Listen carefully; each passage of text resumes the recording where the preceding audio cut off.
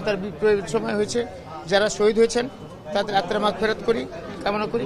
পাশাপাশি যারা আহত হয়েছেন তাদের সুচিকিৎসা দেওয়া এবং তাদেরকে একটা যোগ্য প্রয়োজন অনুযায়ী, যার যে যোগ্যতা অনুযায়ী কর্মস্থলে নিয়ে যাওয়া, এটা আমাদের পুরো দেশবাসীর দায়িত্ব। আমাদের তো বিএনপির তো দায়িত্ব আছে, দেশবাসীর দায়িত্ব। বর্তমান সরকার কাজ করছেন, আমি জানি না ওরা কতদূর কী করছেন, কিন্তু আমরা আমাদের তাগিদ থেকে এসেছি। আজকে 7.5 বছর জেল খাটার পরে আমি যেখানে আসছি, সেটা তো আমি আসলে সত্যিকার অর্থে কল্পনা করতে পারিনি।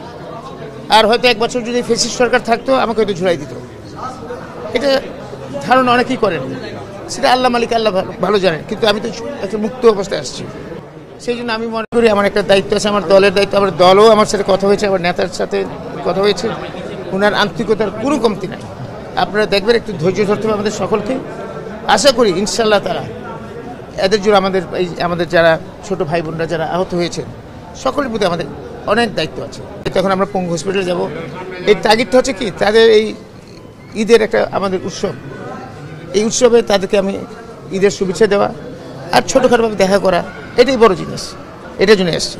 সরকারের আপনার কথা অনুযায়ী আমি আসলে ডিটেল জানি না, কিন্তু আপনার কথা অনুযায়ী তো বোঝা যাচ্ছে বৈষম্য শিকার হচ্ছে। এখন এটাকে সরকার যারা দায়িত্বপ্রাপ্ত ব্যক্তিবর্গ আছেন, ওনাদেরকে এটাকে দেখতে হবে এবং দেখে ওনারা সঠিকভাবে নির্ধারণ করতে হবে কারা কারা আহত আছে, সেই লিস্টটা করতে হবে এবং তাদের জন্য প্রয়োজনীয় ব্যবস্থা করার দায়িত্ব বর্তমান সরকারের, এবং সরকারের সেটা করা উচিত বলে আমি সরকারকে আহ্বান জানাবো। আপনারা দ্রুত যে কথা আসছে এখানে, সেই কথাটিকে আপনারা নজর দিবেন, দেখবেন এবং এটার সুব্যবস্থা করবেন, যাতে এই সমস্ত জিনিসের কোনো কথা যাতে না আসে। এটা তো তারা এমনিতে জীবন দিয়েছে, তারা আহত হয়েছে, তো সুতরাং তাদের প্রতি তো আমাদের সকলের একটা দায়িত্ব আছে। আর আপনারা সরকারে থাকার কারণে আপনার দায়িত্ব সবচেয়ে বেশি, সরকারে যারা আছেন আপনার দায়িত্ব সবচেয়ে বেশি। শুধু আপনারা এটা করেন, আমরা আমাদের তরফ থেকে করবো, আপনাদের সাহায্য সহযোগিতা করবো এবং আপনারা আপনার দায়িত্বটা সঠিকভাবে পালন করবেন। আন্দোলন তো সর্বসাধারণের। আপনি যদি বলেন কেউ একক আন্দোলন, এটা ভুল।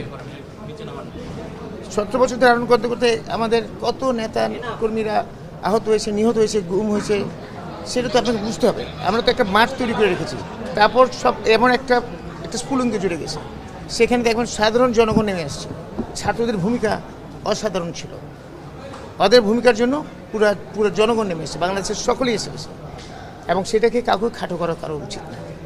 এখানে কৃতিত্ব একক কারণ না, সকল জনমানুষের কৃতিত্ব।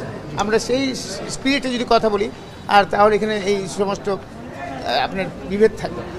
আমরা কেন আমি একা কৃতিত্ব দেবো? বাচ্চাদের কৃতিত্ব আছে, ওরা তো ছোটো মানুষ, ওদেরকে কৃতিত্ব একটু বাড়াই দিব, কিন্তু কাউকে বাদ দেওয়া যাবে না।